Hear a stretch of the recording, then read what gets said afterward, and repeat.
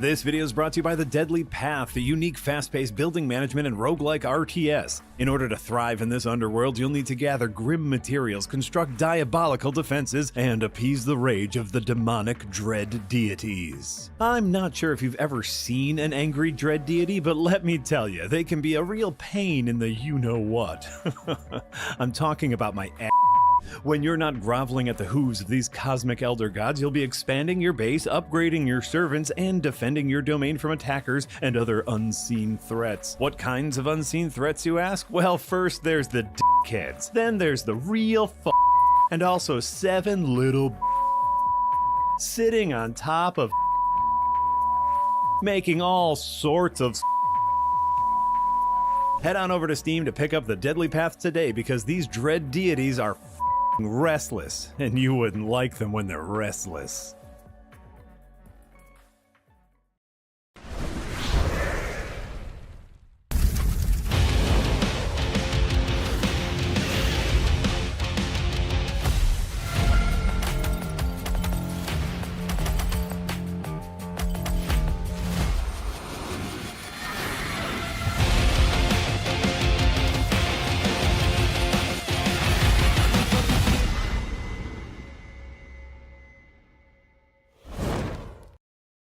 Well, hello everyone, and welcome back to Firelink Podcast, episode number 61 for Thursday, April 3rd, 2025. Marty Sleeva here, joined by Casey Wosu, Nick Calandra, and producer Eric.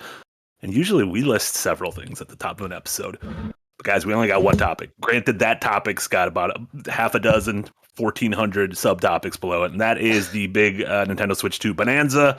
That kicked off yesterday and continued today with the Treehouse Showcase, and we'll have another Treehouse Showcase tomorrow. So yeah, we're gonna give our thoughts now that we've had some time to sort of stew on it, get the extra info in, see some more gameplay of everything, including the hardware, its release date, its price, the games, their price, and sort of our thoughts on what where Nintendo is now compared to where they were 3 days ago in our minds. And of course, it's so great to see so many familiar faces on YouTube and the Green Gang. So many members of that $5 tier on Patreon. Thank you so much. Remember, at that tier, you get all sorts of things. You get ad-free videos now. You get weekly columns. You get an experimental video every month. And, of course, you get your comments right here in the show at that $5 tier. And we gathered up a couple of them to read later. But we also got some Super Chats. Oh, already? So, you know what? We already got some Super Chats already, but I want to know how you guys do. We can't start with Super Chats. We can ease in with Super Chats, but I want to know how you guys are doing. Is everything good? Everyone's sneezing? I don't like that. I think we're all just complaining about allergies. It is that time of year now. It's a battle. It is a battle. I sound gravely all the time. You do. You sound like a little. You sound like just like a little like a little mole. Oh, okay. If you're like an animal in Bambi, it'd be. You know what? That's fine. I'll pop up into everybody's DMs. Jeez, that's a different kind of mole On Slack. Get out of there. Professional popping up in Slack DMs. Get out of there. Casey, you also being a pervert like that? I try not to be. I just had a wedding, so I think those days are behind me. Last week you got all the pervert out of your system. like right in the nick of time. But no. Like all week allergies have been doing a number on me. Like my eyes are watering right now, if you can't tell. If I have to mute my mic and sneeze off to the side, please forgive me. I thought you were crying just because you were so excited to talk about Donkey Kong Bonanza. I'm crying at the price tag. That has brought me to tears. Bachi. Before we get there, let's kick off with a couple of those super chats that I mentioned at the top. Ryan Betts with a $5 dono. Thank you so much, Ryan Betts. Marty, there is a Steam ignore function where you can hide the store games and specify if it's because you already own it or you just aren't interested in it. This is in relation to I released a video earlier this week that Eric produced and edited about why I think all the storefronts are bad, and in the responses have been really nice. And I've also gotten a lot of tips for there's like certain things you could do to make Steam a little bit better. It's still like it doesn't change my view of the fact that like vanilla Steam is kind of a pain in the ass, but I do like these tips. So I will keep accumulating all these tips. I did watch the video, but forgive me if I'm forgetting. Did you offer like solutions Or No, they gotta pay me. like They gotta pay me. What games critic actually offers solutions? no, There's no solutions. it's not It ain't my job. It ain't my just job to not- offer solutions. We're just paid to that wasn't complain. meant to sound like a No. Yeah. No, I don't I'm just know. Curious Like, if you, I'm just curious if you had like, oh, this would actually make this a lot better, and it's just a thing that they kind of refuse to do for whatever reason. the hard thing is like I can't even point to a store I like because like even like streaming services they all have like their own it's a unique similar bad things to look. it. Yeah, Whether it's Amazon or honestly Apple TV might be like the cleanest of them, but I don't know. Yeah. I don't want my advice to be more like Apple because I think everyone needs to be a little bit Weirdly- less like Apple. Weirdly, I like Amazon Prime the best. I didn't realize you could subscribe to like Apple Plus, Paramount, HBO Through all it, through yeah. Amazon Prime, and then it just like gives you the categories at the top, and you can just. I Click on do the like category. that it has that like who's that guy filter where like you could just hit the button and it'll be like who's that guy, and then anytime like, you that just guy pull pops up the timeline, yes, whoever's on screen, like that is actually great. And I accidentally will try to do that on things that are not Amazon Prime, and I'm always Yeah. disappointed. But you, Yeah, exactly. you weren't on PC gaming when Steam Greenlight was around, were you? I was ultimate age of I was working when it was around, but Yeah. I thankfully didn't have to deal with a lot of that. Was that a pain in the ass? I read a lot Oh, of yeah. stories about it. It was really bad. Yeah. That said, like if you want to clean up your Steam interface, you can just hide those weird adult games in your preferences. What if I That want got rid of a lot of slop. Get rid of. You can hide DLC, hide the unless you're Marty, hide the weirdo orc massage games, stuff like that. Why are we calling him weirdo? Why are we kink shaming? I bet there's a bunch of perverts out there in our audience, right here in the super chats. Yeah, and I you know bet what? one It's of the a super viable chats- market. Yeah, Porn has always pushed technology forward historically. exactly. Yeah, Like get off their backs, or maybe get on their backs. machi. God damn it. Quincy Martin with a $20 dono. Thank you so much, Quincy Martin. Can't watch live, but please, Nintendo/Capcom, get Beautiful Joe on the GameCube expansion pack. Yes, we'll talk about that absolutely. more when we get there. But yes, that would be if there's a Wave 2, I want that in Wave 2. Completely agree with that. I believe in Doo Man with a $2 dono. Thank you so much. Delta Rune is waiting. Who plays it on Second Wind? I think most of the people who are excited for it are waiting until it's all out. I know Yahtzee's very excited for it, but he ain't an episodic boy. He's not excited for anything. Do we know how many episodes there's supposed to be? Because That 4 seems dog like held a up lot. 4 fingers. Yeah, like 3 and 4 are new, but like that's not the end. No, I thought originally they said 5, Oh, never mind. but I don't know. I'm not Toby Fox, so who knows? I believe in Doo. Oh no, that was I believe in Doo Man. Thank you so much. Fungus Finder with a $2 dono. They think we're made of money. This is extortion. I mean, you could just not buy it. When the I don't second think one's it's extortion. dead. There's no. Oh, was he talking about Second Wind, or was he talking about? I mean, Nintendo. they're always extorting people for money. It's fine. Sure. this is also true. Denmark with a $5 dono. Thank you so much, Denmark. First thing I hear is the homunculus and Casey talking about porn. This will be a fun stream, won't it? You know what? We promise we'll bring up porn one more time by the end of the stream. I don't know where. I'm sure it'll get brought up. It got brought up. We'll see. It got brought Why up not what you've been before doing this we week? started as well. And then I believe in Doo Man with the $2 dono. Thank you so much. At Fungus Finder, I cast testicular extortion. Wait, now we're just like reading like messages Good between thoughts. people. I like this. I like it. We'll just read. This is like a little meet cute. Let's listen. No more time for jokes. We'll do one joke later and then one porn reference later, and that's it. And that's all we can do because now is serious time where we talk about the Nintendo Switch 2. As we mentioned yesterday, Nick, Jay, and Jesse hosted a live watch along, and the news came out. So Switch 2 is launching June 5th, very soon, 2 months away. $499 in the US for the base console, $500 if you want it with its big launch game, Mario Kart World. Some of the news out of that is that Mario Kart World is going to be $80 digital. Also $80 physical. So there was a widely spread misinformation, rumor, lie, whatever, that it was going to be $90, an extra $10 physical. And today that's just been debunked. I don't know where that lie came from, but it was kind of amazing how like lies come to truth like that. But $80 is still quite a bit of money. That's more than any. We've seen $70 games this generation. We haven't seen an $80 game yet. So How brave of Nintendo to pioneer the $80 They're the first price point. They're the first off the boat at Normandy. For better or for worse, with a console that is clearly weaker than everything else in the field. And Marty will be right there running into the bullets. Stronger than a Steam Deck. Think about that. Yeah, and then other games shown: Donkey Kong Bonanza coming in July. A handful of other first-party games. The GameCube coming to Nintendo Switch Online. They talked about upgrades that certain Switch 1 games are going to have in Switch 2 versions. They showed off a bunch of third-party stuff, including a new FromSoft game. A lot of this stuff. So I guess just like before we dig down into singulars and granulars and nitty-gritties, Casey, what did you think of this sort of full reveal of the Switch 2?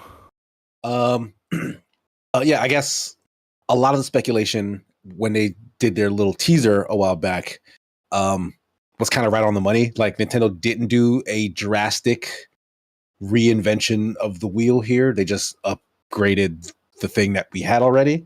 Mm-hmm. And so it was pretty easy for people to suss out where and how those things were updated. And so Nintendo kind of just confirmed everything that folks were able to suss from just looking at it.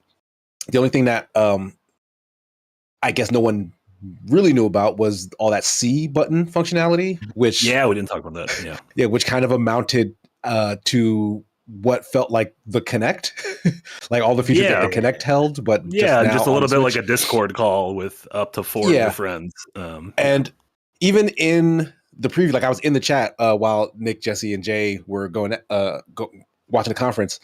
Even in the video, like the feeds looked a little choppy, and like I know like internet's not great for everyone, but like even like Nintendo, this is your commercial. You could have the least faked it. I mean, at least they're being honest. I mean, like, a bunch of people on Reddit were like, thankfully they were honest. This is going to be standard definition, like 15 frames per second. Like they're kind of it's going to be like a shitty Zoom call, which is fine. That's what most people's like Discord is like, right? Like most people don't have the setup we have. I mean, that's true. Yeah. But when you stream a game to someone in Discord, like that works. Like it's not chuggy like what they're showing in their commercial. I'm imagining it to be worse than what we're seeing in the commercial, if that's the case. You know what I mean? But all that being said, I can 100% see like my son and a bunch of his cousins having a blast with this. Mm-hmm. Like kids who I guess generally don't have access to the stuff we do, like Discord and all those online features and like hanging out with friends. Like this is opening up a whole new world for them, but just, you know, in the safety of the Nintendo platform, which historically has been pretty... They're targeting kids because once you become adults, you don't want to talk to anybody while you're playing games. Right. They also, like, this would have fucking killed during the pandemic. Like, this would have fucking crushed. So maybe they just know something we don't. It seems like they know about tariffs before we do, so maybe they know about pandemics before we do. I think this is actually a pretty big feature for normies. I think, Casey, you and I were talking about Discord last night when we were when we were playing Metroid, about how, like, everyone's just like, it's Discord. I'm like, yeah, Discord's... I mean, it's part of Xbox and PlayStation now. But among normies, Discord's kind of a niche thing. Yeah, like, you kind of have to, like, none of my normie friends know about Discord. Even the ones that play games. All of my normie friends use Discord. But your normie friends also like play hella online games, right? Yeah, they play games with you. How are they normie friends? No, because they play games with each other on Discord too. Like, there's a lot. So how are they normie friends? Those are gamers, Nick. Yeah. No, they're not. They're not gamers like we are. But no, I mean, this is our job. I think there's levels. There's definite levels. Yeah. There's like, we're jumping into repo because it's the number one thing on Steam. That's like a level. I'm talking about my buddy who has like a Switch and is like, oh, a Mario game. I'm going to buy that because I saw a commercial for it. Like that kind of thing. And that's all they know about games. I don't know. Like, most of the people I know use Discord to just communicate now. It's, you know, that's... They really? Like, you know a lot of people that is odd, though, right? I don't think that's I'm also young, like 10 years younger than you guys. That's also a good point. True. That is true. We grew up with AIM and all that stuff. Look, we grew up with AIM. You didn't grow up with AIM at all. What are you talking about? That's fucking stolen valor. You grew up with Facebook. MySpace was mine then. Get the fuck out of here. I had Project MySpace was yours. I think MySpace was ours as well. MySpace was mine. I had Project Playlist. What, Nick? What? No, MySpace was ours. Appropriating our old... Take your old and get out of here. Yeah, I don't know what, like SpongeBob. You can have SpongeBob. That's the thing where I think that's a your generation. No, SpongeBob is us too, though. We started No, with SpongeBob. it's not. No, okay, no, we're It fighting now. is. Marty doesn't even know SpongeBob. I remember SpongeBob I don't know premiering. Yeah, so Marty's a normie. It was a in case big deal. you're not. I like to pretend sometimes I'm a normie. No, That's why I like- what I was getting at is like I have a friend group who I've played video games with like almost my entire life. Only one of them uses Discord like I do, and that's my friend Really? Jeff. My other friends who have played video games their whole life, they use Xbox stuff, PlayStation stuff. They don't use Discord for this. Maybe that's because I live in the Midwest and we have to like drive everywhere to see each other. You could just walk down the street. There you go. What did you guys think? So the $450, before we get to the game stuff, $450 for the console, $500 coming with Mario Kart, the June release date, sort of the specs that they've shown off and come out. Like, were you guys impressed by that? Like, I personally, the 450 doesn't. I think, yeah, that seems about right. Like, I think $399 I would have liked better, but Yeah. 500 for the console and its biggest game is all right with me. Yeah, you were in our creative call for Slack yesterday. I was the one that was like, the price seems kind of out there for what you get, considering we have handheld PCs that are stronger than this. I don't know. 450 seems like a lot. I like 399 was where I was thinking it was gonna be. But What is the Switch selling for right now? 350? I think OLED is 300, 350. Yeah, I'm not 100% sure actually. And it launched at I think I launched 350 at slash 400, right? I think I launched at 400. Yeah. Right. Yeah, I mean, it's also was hoping- assuming most people are going to get Mario Kart, like that sort of the Mario Kart bundle kind of sweetens the pot, especially. Yeah, it does. Yeah. Like, I'll be honest, because So $80 buys. defeated. Yeah, like that's kind of Nintendo where got we are, me. right? Yeah, because like Nintendo can command a price like this even with underpowered hardware because of the ecosystem you buy into. Like, you want to Mhm. play the games Nintendo is going to release. So Yeah. no matter how high they put that bar, Yeah. it's gonna hurt, but folks are gonna try to clear it. Like, Well, and the fact of the matter is a lot of folks, and even Nick brought up, like, it's 450 for a inferior Steam Deck. I'm like, well, there's maybe technically inferior to Steam Deck, but there's one thing Steam Deck doesn't have, and that's Nintendo's developers, who are among the literal best in the world. So Yeah, I don't know. Yeah, I think it's gonna sell. I think it's gonna sell just fine. If you're Nintendo, you're Nintendo for life, basically. Yeah. Me. Yeah. I think I would have liked to have seen an LED screen on it. I do think that's sucky. That Oh yeah, it's kind of going took a step backwards. No OLED Yeah. screen, right? Yeah. you think that's a battery thing? Like, I don't recall any specs on battery life like that being like an improvement. Previews that came out today said it was worse. Yeah, they said I think 2 to 6 hours depending on the game. Yeah. What? Yeah. the Also, only- an OLED gives them time for that to get cheaper and for them to release a mid-hardware refresh, which dummies will rebuy. Yeah. So the main concern for me is like this kind of the same concern I had with Switch is like, yeah, we're making new exclusives for Switch 2, but are they going to have the same technical problems that they had on Switch 1 where the hardware just can't keep up with the games they're wanting to make? And so I'm waiting to see where we get with that in a year or two. I mean, to be fair, like I think it's already in a better place than the Switch was at launch, because Breath of the Wild was already chugging at launch on the Switch. Oh, Like, yeah. famously, yeah. the Korok Forest is like Right. grinds to a halt. I'm sure like Mario Kart's going to run great and all that. I'm just waiting to see third party, where do we get on there? Yeah, they've already said that it's like the Final Fantasy VII remake is almost like the PS4 version of the game as opposed to the juiced up PS5 version. But Gene Park got hands on with Cyberpunk and said it runs better than it does on Steam Deck. So, and it's like a very like early build. Like, they've only had development kits for a few months and it's already running better than it does on Steam Deck. So I guess that It is gets running us- a tore down version. Right, like it's like lower frames per second. Yeah, it's lower definitely not- graphical yeah, Oh definitely yeah, it's not like the PS5 version. or Right. PC version or Yeah. anything, but in terms of handheld stuff. So Yeah, the big game, obviously, the big launch game is going to be Mario Kart World. Just two things about it are what they showed off in the game, and then obviously the sticker shock of the $80 price tag. For the game itself, I think this looks really fucking cool, and I think, Kart and Smash were two of those games coming into this generation where we were like, what do you do? Because it felt like the last two were just, here's everything. Here's every fucking course and character, and then here's every fighter in Smash. And so you need to do something different, and I really love the fact that this feels a little bit like Diddy Kong Racing, where it's like an open world where every track in this game exists on this map. So a little bit like Burnout Paradise or Forza Horizon. There's different modes to where when you choose a cup, you're almost in a certain region of the map. So like you're down in the desert region, or you're over in the snow region, or the city region. And you finish one course and the next course just starts in that same place, and you work your way to the next course. And what they showed off seemed really cool. Tons of characters, twice the amount of racers.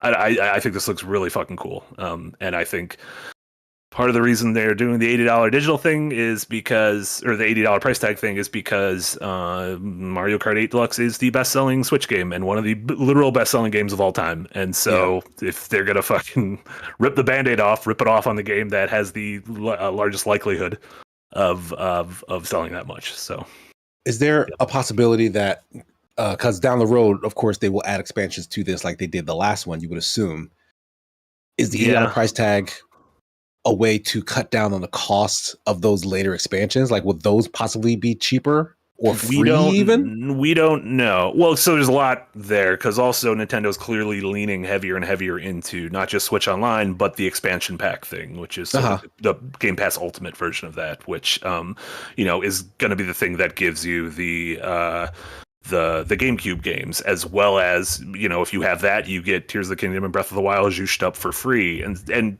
with the expansion pack, you also got the free Mario Kart, the courses as a part of that. So it's going to be interesting with this $80 thing. If it's $80 and they never charge me again for this thing, while still giving me new stuff, that's pretty cool. If it's $80 and I'm still getting nickel and dime down the road, that's a little different. Like I see people, they see the $80 and they get the pitchforks out. And they're like, we need to get the fucking erect the gallows in Kyoto. Someone has to pay for this. The entire chat during the Treehouse stream was just only people posting, drop the price, drop the price, drop the price. The entire time. 4 hours. And I'm like, well, yeah, agreed. It is also sticker shock for them to not just be like, all right, all the games are $70 now, but just fucking jumping that and being like, we going to 80. Like, that's nuts.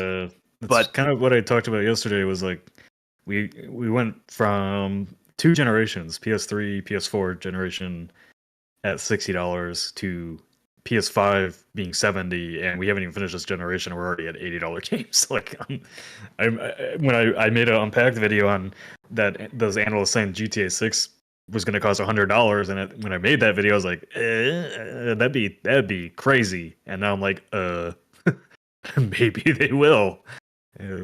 Where's the, I think is pretty much what I wrote in Unpacked is like, for this episode that's coming out tomorrow, is like the market is just going to decide, I guess, where the line is of how much you're willing to pay for a game.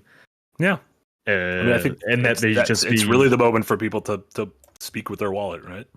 Yeah. Indie developers are actually kind of excited that $80 is coming, because they're like, ooh, we can charge a little bit more for our games, and that's fine. Like, there's definitely some games that we're paying $20 for that definitely should be more than $20 for what you get. But I don't know. I just, like, $80 we're getting close to that $100 mark on a video game, and like just the cost of entertainment it's a big pill to swallow. It's especially rough because all over the place we are feeling just an economic squeeze. So it's kind of it's coming at the worst time. Mm-hmm. Yeah. Like, I understand, like, yes, this stuff has been a certain price for however long, but like everybody's pockets have gotten thinner in the meantime. So like, who was going to be able to actually, like, there are folks who would pay this price and literally can't. They just cannot afford some of this stuff. Yeah, that's my concern, is like we're getting to a point where classes are going to be locked out of games. Yeah, but we're probably there already, if we're being honest. But like, this is like, pushing even more. Well, like anything, classes are locked out of specific things in every hobby. There are still free-to-play games aren't going anywhere. Like, there are movie experiences that classes are locked out of, travel experiences. Like, that's just consoles as a whole lock people. This shit is expensive. If you are on a real tight budget, this shit is expensive. And yeah, like you said, it is tough when eggs are $6 a gallon and 401ks are fucking drowning and no one knows what's going to happen to the dollar. And then you're like, well, at least I can go to Nintendo to get a little bit of escapism. And they're like, oh, son of a bitch, Donkey Kong, $70. I think it comes back to what you said earlier, though, about like, yeah, if it's $80 and then you don't nickel and dime me for every expansion on this game, like we get some free maps or free whatever it is. But, I go back to thinking like Call of Duty is $70 now. Get into that game and there are $20 skins for like one skin. And I think, I think the entire industry kind of needs to take a look at their pricing and figure out well, again, it just comes back to the market. What are people willing to pay, right? People are willing to buy those $20 skins. I don't fucking know. Nintendo, I don't know. Historically, Nintendo's been pretty good with they nickel and dime in their own unique ways. They don't load their games with microtransactions. Damn back. They don't load their games with microtransactions, but they do have their little fwibbles of being like, 2017's Breath of the Wild is going to be $70 on the Switch 2. If you want these things, you need to sign up to the expansion pass, which is I don't $50 a year or whatever it is. So. Yeah, they front load their value as opposed to trying to sneak it in after the fact, which,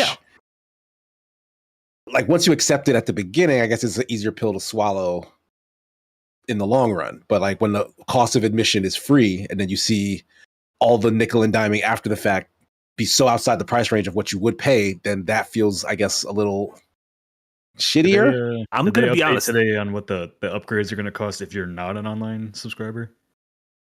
I don't think they've said yet. They haven't? Yeah.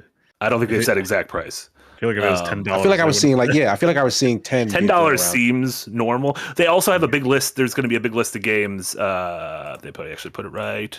Oh, fucking shit. I hit the wrong button. Oh my God. What website did that take me to? I put it here in the chat.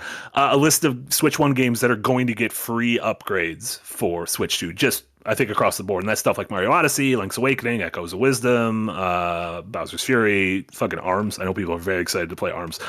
Pokemon Scarlet and Violet are here, and I'm very excited to see what that update's going to look like. But yes, we know the paid updates are going to be stuff like Tears of the Kingdom, Breath of the Wild. Like which stuff they've kind of shown new content for. Like there's a whole new kind of almost expansion to Kirby. There's a bunch of new minigame stuff in Mario Party. Pokemon Arceus or Pokemon Legends ZA might not run like dog shit. So that's the $10 fee to have your game not run like a piece of shit.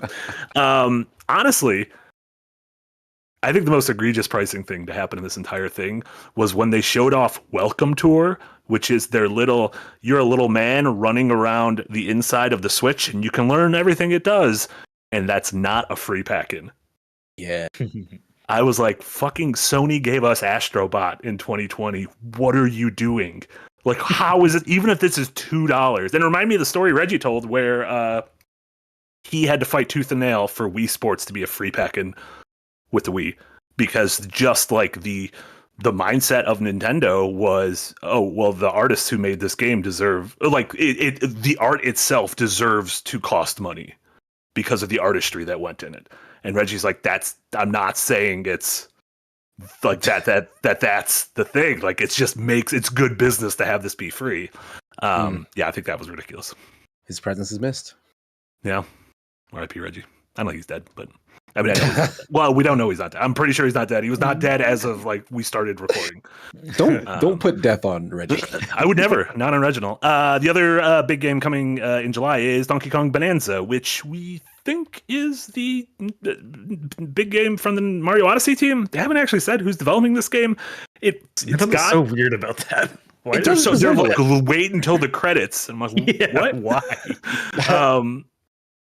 This game looks really fucking cool. Yeah, this is like a lot of fun.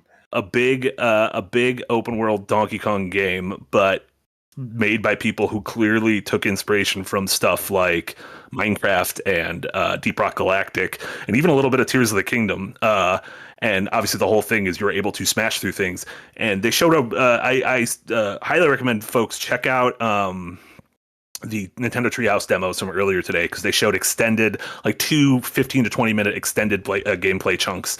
And it is crazy that you could just break through anything. Like this is like very surprising, but in a really cool way, of this being the gimmick of like, there's a gate to get through. What are you going to do? You can fucking crush the ground underneath and dig your way under the gate. You can break all the walls to the side of it. You can sort of like burrow your way up to the top. Looks really, really, really cool. I'm very excited for this game. And it's coming out in July, which I think they're doing the same thing they did with Switch, where like making sure that there's going to be a cadence of big games for the first 6 months. Did they put a release date on Metroid 4? They have not, no. Okay. And I imagine that might be their like November game, October game. Interesting. Yeah, because Pokemon will probably be November. That's usually when Pokemon comes out. Yeah. Donkey Kong looks you guys like, feel anything with this? Yeah, with this like I've never been a fan of the Donkey Kong Country games, mainly because of the look. I'll be honest. Is it because he's too wet? I know some people don't like him because he looks wet. No, this Kong looks is dry. wet the right word? He's like greasy. They look greasy in the old games. Like that's wet, right? It's wet somewhere with grease. between wet. It's between wet and solid. But Grease, yeah, this just looks incredibly it's like fun. Sticky. It's not wet. Sticky. It's like just greasy. Like, and yeah, you said like there's pieces of the gameplay on offer here in other games like Deep Rock Galactic and whatnot, and Minecraft and whatnot. But like just watching the Treehouse people play, it's like mesmerizing how satisfying it is to just have him punch through stuff. Like that's just seems so fun. Like I would play the crap out of this. I would watch my son play the crap out of this. Yeah. Like I'm excited to give this a try. Yeah. Same. Nick, you want to be Underground Monkey? Yeah. I've said a lot of times on this podcast, I just wanted them to see. I wanted to see Nintendo do more with different characters rather than just keep going back to Mario and Zelda and Link and all that. So I'm glad to see. I really enjoyed Kirby and the Forgotten Land. One of the greatest game, but it was fun enough. So yeah, just seeing them explore more with more things rather than keep revisiting the same things or remastering games for all time. They'll keep remastering it until you play it, Nick. You keep complaining that they're remastering it and you still ain't playing them. Just because you're too busy playing Repo. What do you say about Yoshi? You can't say anything, Mad Boss. Yoshi's Woolly World is still $60. Have you played it? No. Well, maybe play it. And they'll Are you waiting lower for it. a sale? Am I supposed to lower the price for everybody else? No, get a voucher. It's called altruism. A voucher. Get one of those price saving vouchers. Yeah. Is that after I buy 2 other remasters? No, just one other remaster. It's just it's fine. It's fine. Also showed off. This is very Casey centric, which Charles Reimer early in the Patreon at the $5 tier. Thank you so much, Charles. Said for KC, with Sakurai tied up with the new Kirby Air Riders, what do you think of the next phase of Smash will be for the Switch 2? An eventual Smash 6, sometimes mid-console life, or something like a Switch 2 edition of Ultimate with additional characters and 2 more fighter packs and whatnot. Like so Kirby Air Riders is the Sakurai developed game. Yeah, he teased that during the closing up of his YouTube series. Mm-hmm. Like he revealed that one, he had never like retired, like he said, he was working on a game the entire time, and that he shot everything that he released like 2 years prior because he was working on this game. So I'm of the mindset that the fact that they're showing it is telling you that it's pretty much ready. So he's probably earned a break, but knowing Sakurai, knowing Nintendo, they're gonna want him to get started on more Smash as soon as he can. Yeah. So I do think it's gonna be a while until we hear about that project. But because Sakurai still seems to just be working as opposed to taking a break at all, it gets hard for me to think that he'll settle for like a rehash, like just because honestly, if Sakurai had left, I would have 100% put money on Nintendo just doing like a deluxe version of it, where like, okay, we'll have the team that's left or some new team start pumping more characters into it, and we'll just put them in the old game and rebalance the old game, add some quality of life stuff, whatever. But if Sakurai is going to lead it again, he's too much of a perfectionist to do that in my mind. So I would imagine we will get like a proper Smash Ultimate 2. And honestly, like the idea that it's impossible to get all the licenses and characters that they got for this seems kind of a stretch, because other franchises love being asked and participating. It's like they got like an honor. Yeah. Right. Yeah. Like they love their characters being represented. So they can absolutely get everyone who was in it and any other big name they want. Like they're chomping at the bits to be in Smash in my mind. So yeah, he can absolutely do an Ultimate too. Like everyone is back. Like just make that the tagline. Yeah. Yeah. I bet for the next one they start hitting up indies. Maybe. Yeah. Yeah, that could be interesting. Some real get fucking Hollow Knight in But there. I also, my gut feels like Nintendo's been doing so much of like physics in a lot of their games. I wonder if like the next Smash has like some destructible environment kind of stuff going on to change up the battlefield as you play. There's a little of that in some of the stages already. Yeah. Yeah, I feel like stages are one thing they could always continue to like do interesting things with. But I guess the hardcore don't really care, right? They just want a background and then a flat plane. Yeah, you give them both. Well, I'm trying to think of what the big innovation was from say 4 to Ultimate. Like it was mostly just tweaks. Like, yeah, and like just the speed at which people get launched away. There, right? Like yeah, that too. Yeah, yeah, the pure volume, I guess. Like there hasn't been anything like added since like from 64 to Melee, maybe. Yeah, I mean they did some tweaks Yeah. with like single player modes, like sort of doing an actual campaign mode, quote unquote. But yeah, right. But those are just features on top of like the core mechanics. Yeah, like the core mechanics have only ever been tweaked, I want to say, since Melee. Like they've not, because like from 64 didn't have forward specials. Like that came. That's right. Yeah, that came with that Melee. Came later with Melee. Yeah. Right. So since then, they've not added anything else that's like, well, other than like the Smash, what they call it, the Final Smash. Oh sure, yeah, the And cool, that came after that. Screen clearing, finishing moves or whatever. Yeah. Yeah, and then the other, so Kirby, they just sort of teased and said they're making it, which I feel like there's 10% of the people are like, oh my god, this is the second coming of Christ. Finally, Kirby Air Riders is coming back, and everyone else is like, what? Yeah, I was never into Kirby Air Riders. I talked about this yesterday. My love of Kirby Air Riders is in watching video essays of people who love it.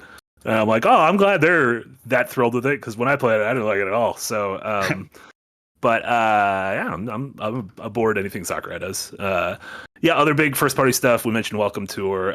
They showed Age of Imprisonment, which they're doing with the Koei Tecmo, which is the Age of Calamity follow up. So Muso, Tears of the Kingdom prequel. That's a canon story of Zelda back during the Imprisonment War. Like they've all been prequels, right? Like all of the Hyrule Warrior games have been prequels. Yes. Yeah, because Age of Calamity had time travel in it. It was like post-game Link traveling back in time. I think? Question mark. I own that game. I should play it. I've played the entirety of it, and I should know that. I just don't remember anything. They also they showed that Drag X Drive game, which was like the wheelchair combat basketball that also felt kind of like a tech demo for the 2 mouse. Well, I guess that's one thing that was confirmed, is that each of the Joy-Con 2 can be used as mice. Individual mice. So they showed that game, which I was like, oh, cool, like representation. And I was like, this game kind of looks shitty. Like, I wish there was representation in a better game, personally, but it just looks really drab.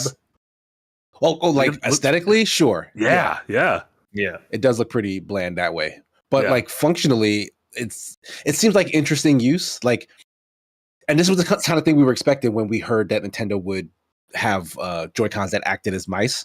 Like there was a later demonstration where they showed Metroid Prime 4. You could just swap from using 2 sticks to putting it down on the table, and then it becomes like a reticle. Yeah. And I don't think that's going to work. Like that's going to be like a real janky way to use the mouse functionality. This is more in line with what I would expect Nintendo to use functionality like that to do. Yeah, I don't know. The Metroid one seemed kind of cool to me. I mean, one problem here is ergonomically. I haven't touched this thing yet. The Joy-Con look uncomfortable to hold like a mouse. Like Yeah, it very that much looks looks like incredibly They're thin. uncomfortable. And you also need to be at. You need to have a desk or a table in front of you. Which when I'm I saw not something at where this desk, I'm not doing that. I saw something where apparently Nintendo claimed that they tweaked it so that it works on like your leg, but again, like that's just You're not an ideal jerking way it. to mimic mouse I told you we'd gameplay. bring up porn. Well, I mean, Nick just talking about moving the mouse jerking it. back and forth and behind the corner. Well, you're moving both hands with the wheelchair. What kind of jerking it is that? Jesus. What are you doing over there? What is going on over there? Oh, man. And then you touched on Metroid. That was the other big first party game Mhm. demo. That game looks cool. I'm not the world's number one 3D Metroid fan. Metroid Prime is a B tier game, a healthy B tier, a respectable B tier game. This looks really cool, and it feels like they should be making a bigger deal of it. But Metroid is a pretty niche franchise, even like Super Metroid and Metroid Dread. Like the best selling Metroid game is like a 3.5 million. Like it barely outsold ARMS, which is wild. There's so many more Nintendo owners now, though. They might just pick it up for the interest in it. Sure, yeah, but I mean, Dread didn't. Like Dread sold 3.5 million, and which I guess isn't a lot anything more than to Prince of see- Persia. Yeah, that's true. Which is sad. Why aren't people? What? We are fucking fumbling as a society. We are fumbling as a society. Yeah, we know exactly why. Yeah, the GameCube games come to Switch Online. Look cool. Wind Waker, one of the first ones coming. Which, what are we doing? Where are those fucking HD versions? What are we doing? What are we doing? Nintendo? Haven't you heard? What are we It's doing? 4K when it's docked. What? Where are the versions? You put the work into Wind Waker and Twilight Princess, and you made beautiful versions of these games, and then you fucking left them to die on the Alcatraz of the Wii U, never to be seen again. What are we doing? How are they not here? Yeah, it's I a gotta baffling find out. We're decision. gonna charge you $60 for it again. Just charge Sorry, me 80, $60 80. for it again, then charge me $80 for it. Just bring them. Just fucking, but whatever.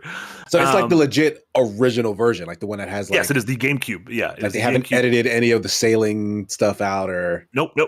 No. So you don't have the Swift Sail or Fast Sail or Swift Boat. It definitely wasn't called Swift Boat. That was the John Kerry thing. But yeah, some of the other games coming. Soul Calibur 2, which was neat. That was because that was the one Link was a guest fighter in.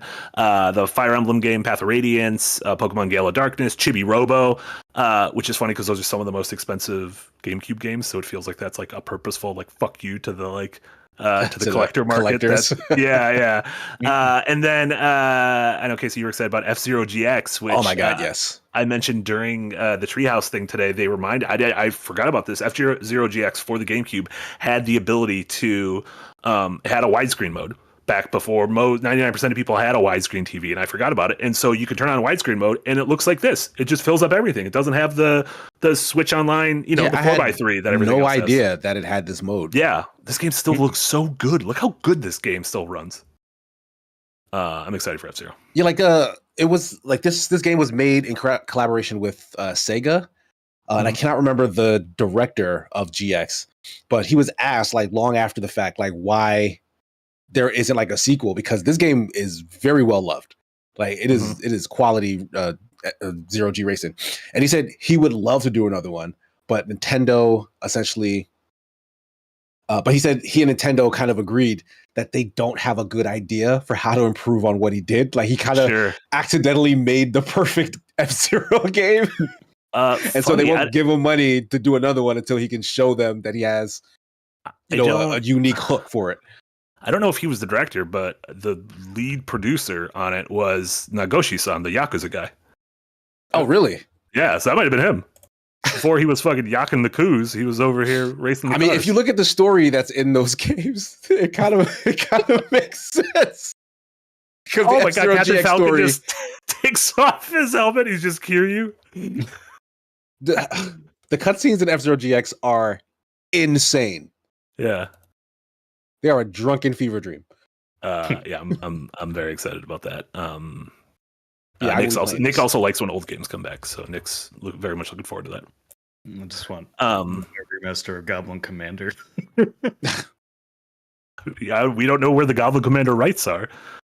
Was that an Xbox 360 or PS3 game? Because Night Dive said they want to start doing those. No, it was PS2 and GameCube. Sorry. No, it's probably not coming to that GameCube only. I do hope they get some weird games like the aforementioned Beautiful Joe earlier, like some of those kind of weird third-party games. That's how we could get like Skies of Arcadia, Piano 3. There's those really good Star Wars Rogue Squadron games, which those probably can't come because fucking Disney's George Lucas. I don't know why I was blaming George Lucas. Happened for those. I mean, they haven't done those yet. Yeah, they've done like every game except literally the best ones. That's true. Yeah, Eternal Darkness. That'd be cool to see. Twin Snakes. The Matrix game. The Matrix game. Fuck. The Final Fantasy Crystal Rain Chronicles of Fire come out elsewhere? I don't think so because I think the whole thing was remake. Right? Oh, they did do a remake. Yeah, it was bad. Yeah, really bad remake. So what if they just? I think the original game is bad. So I don't even know why I mentioned it. Yeah, just want to relive the pain again. And then, they showed some of the upgrade stuff we mentioned. The Breath of the Wild Tears of the Kingdom stuff has some stuff that's kind of neat, but it all involves your phone. And I'm like, do I really want my phone here? And the phone, it's like the phone, like they're just like taking away wiki jobs and like game help jobs from all the websites of being like, here's where all the fucking Korok seeds are. But they're adding like things like Zelda memories where there's certain places you can go in the games and Zelda will like be like, you'll all of a sudden hear Zelda's voice. Just like some little tidbits for folks who want to replay those games or play them for the first time. And then the last thing was just the third-party support, which we didn't get a ton of like new game announcements. A lot of it was like Elden Ring and Cyberpunk and Final Fantasy VII are coming here. Silk Song's not dead. Yeah. Silk Song's not dead. It's coming back. I was a little disappointed. Like aside from Final Fantasy, the only other like sort of JRPG centric thing was that Bravely Default HD, which I was hoping. I was a little disappointed that there wasn't like another bigger reveals like the Persona 4 remake or like Final Fantasy 9 remake. I just want the games I've played recently remade. That's pretty much all I wanted. But the big thing was Duskbloods, which that was a real roller coaster. Yeah, the thing is, that would have been the big thing if it didn't come with that caveat after the fact. Yeah. Listen, everybody said the same thing about Elden Ring Night Rain, and then all the previews came out, and everybody was pretty up. That's true. That's true. So I'm willing to give From Software the benefit of the doubt for now. Yeah, like I feel the same way. A Miyazaki directed game, and Miyazaki has said like 2 or 3 years ago, he said all he does is play Tarkov in his free time, and his next game is inspired by Tarkov. So I'm like, okay, well, fucking dog, you deserve to make whatever you want. If Sakurai can go make Kirby Air Ride, you can go make this. Yeah, like I'm optimistic that whatever this turns out to be will be a good one of those. It's just that trailer was an absolute bait and switch. Like there was really nothing that hinted at the nature of this game, and the fact that fans have been waiting for like more Bloodborne, and this was like, it's not Bloodborne. it's basically like that's what folks were saying, right? It's like Dark Souls from Demon Souls, right? Like they can't use the old one because of Sony. Sure. Now they can make their new one, and it's on the Switch too. This is amazing, but it turns out to be this kind of smaller scoped thing, so it's a bit of a gut punch, but I will absolutely check it out. Yeah, I bet this becomes a Times exclusive as well. For sure. Yeah, this won't stay on the Switch. If it was exclusive to any other console, I would agree. Them Nintendo contracts are weird. I would not be surprised if it was a timed exclusive, but also if 10 years from now it is still only on Switch 2, I'd be like, well, yeah, that sounds about right. Yeah. Well, what's the last third-party Switch exclusive that didn't come elsewhere, like come to another thing? Weird one that Nintendo. I guess we don't know if Nintendo's publishing this. Nintendo published. No, they didn't publish it. It was just an exclusive. Marvel Ultimate Alliance 3 that Team Ninja developed. It's still an exclusive. Bayonetta 3 as well. Bayo 3, Astral Chain. Well, that's because Platinum is like almost second party with Nintendo with that franchise. No, Bayonetta 1 and 2 were on everything. No, sorry. Bayonetta 1 was on everything. Bayonetta 2 was not. Bayonetta 2 is a Switch exclusive too. Yeah, that's because they helped pay for its development. Yeah.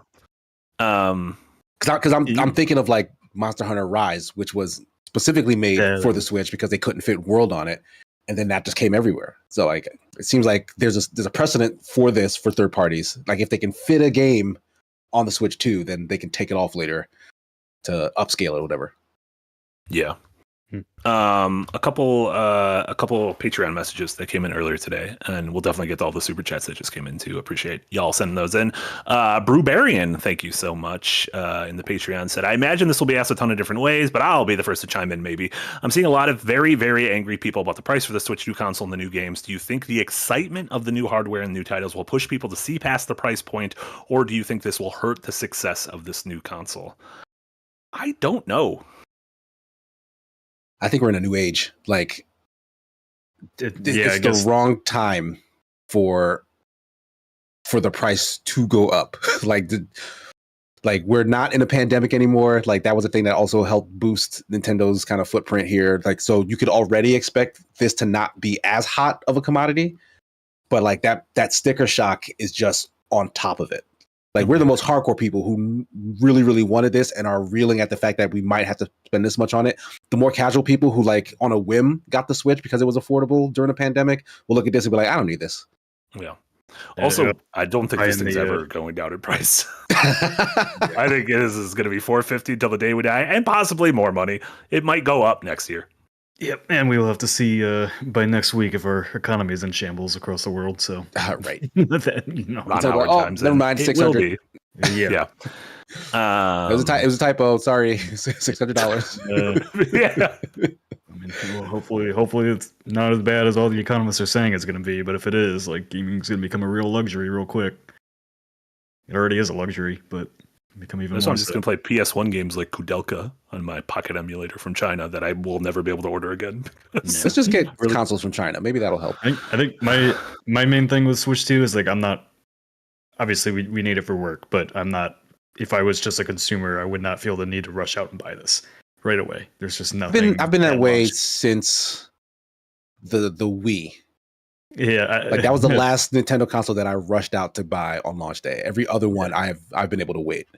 Yeah, if you had Donkey Kong and Mario Kart ready to go at launch, you would have had me pretty easily. But just having Mario Kart isn't a huge sell for me. I mean, Donkey Kong is like 3 weeks later, 4 weeks later. It's the beginning of July.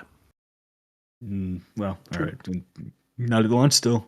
Like if I can get one, get one, I will, but I won't. Yeah. I won't stress about it. I'm getting one day one. You fucking dummies. I'm gonna be playing there's one of the characters you could be in Mario Kart. So one of the Mario Karts just added all the shitty enemies. So it's like they've like wasted all the characters with names, and like there's one enemy that's just like a green coin purse that's kind of a frog that like steals your money, and he's there, and like they just keep showing him. He'll get hit by a shell, and his like coin purse mouth will open up. I'm like, this is the shittiest character, and this is the only person I'm gonna play as in this game. I'm never gonna play as another character. Eric, like they have other characters. They didn't need to use this guy. Eric in chat brings up the PS3 launch for $600. All right, so.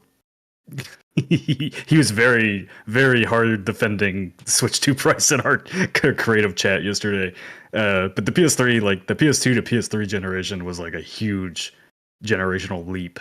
Where this is, I mean, also that was a monumental fuck up. Yeah, that was. Oh yeah, it was a monumental fuck up. That's a historical f up. Like that allowed Xbox to gain ground and pretty much gain turf that generation in a way that. It was terrible. Thanks, Donnie. It was terrible. Everything's expensive. Everything's terrible. Just start robbing rich people. Will Cooling, also on the Patreon, said, surely it's better to charge $70 to $100 for larger games than rely on battle passes, loot and cosmetics that distort development and exploit a hardcore minority of the borderline addicted players. Yeah, that's kind of like what we mentioned before. Like Nintendo's been, in terms of everyone is guilty of it, Nintendo's the least guilty of it. Just in terms of that specifically, like I said, they do it in their own unique ways by having you rebuy the game from 2 generations ago and everything. But this is a discussion we had yesterday too, where I think microtransactions for something like Rainbow Six Siege, which has been going on for 10 years. Like I'm happy to buy support them every once in a while to give some extra money for a game that I've enjoyed for 10 years. Thank you, Nick. But Call of Duty is skin for $20. Like, really? Like, ridiculous.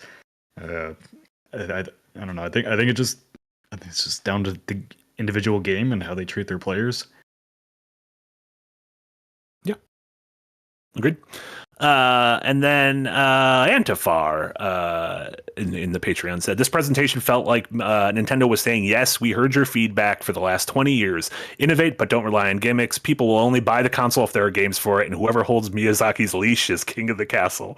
Do you think there's any feedback that they missed or doubled down on past errors? The only thing I'm concerned about is the brief glimpse of the UI. Yeah, I'm also curious about the UI and online. They're probably the worst offender of a piece of shit store. Everyone has a piece of shit digital storefront, but they have the worst piece of shit digital storefront. Like I yell out loud at the Nintendo store when I'm using it. Insane. Like, it is so bad. Insane. Yeah. Yeah, I'm a little bummed. It just is maintaining kind of the look of the Switch one because I miss the Wii generation. Like Wii channels, that Wii song, the Wii Plaza. Get me back to the Wii Plaza. Just get me back to the Wii Plaza. Everything in life has gone downhill. I was surprised to you had to pay for it. I was surprised to hear like they really haven't given out a lot of dev kits to indie developers yet, and that indie games really aren't going to hit till later for the console. Yeah, I mean, I'm sure once it does, the wave will hit. Yeah, but I figured you'd want maybe a little bit stronger support at launch, but maybe but it seems like time for the store gave to load. It to the AAA indies, right? They gave it to the Hades 2, and they gave it to Silk Song, and they gave it to whatever the fuck that one weird Konami game was that looked like garbage. Like I'm not a dev, but the infrastructure can't be too different from the Switch. Not everything, but the stuff that won't require like the hardware components will work on the Switch too. So I can imagine any not heavy lifting games that maybe some indie companies make could. I mean, also quickly, your I'm games. Sure it's not going to take. I'm sure it's not going to take a lot of effort to get it. Also, your indie games, they're not. Those indie devs are still going to make games targeted at the Switch One. Yeah, and the Switch One games seemingly. I mean, they've also haven't clarified that, but I'm assuming 99% of the Switch One games are going to be backwards compatible, so that all of your digital library will be there. So. What didn't they reveal that in like a shareholder call or something? Like but they definitely said not all. So that just might be stuff like Ring Fit free to play games or stuff like that. Labo. Then a bunch of super chats came in. Thank y'all for those. What's up 84 with a $5 dono. I don't appreciate Nick calling me a pervert when I've never even asked to see his hot feet. You really had to go in the first half there. Around with the $2 dono. Thank you so much. Breath of the Wild and Tears of the Kingdom Switch 2 versions don't have enough extras. Yeah, I mean, that's going to be a person-to-person thing. Like, I don't know, to me, the extra of it running better, because those two games do not run great on Switch, is enough for me. Yeah, that's why I was upset yesterday when those updates were. I know they're free if you have the expansion pass, but they're not just free in general.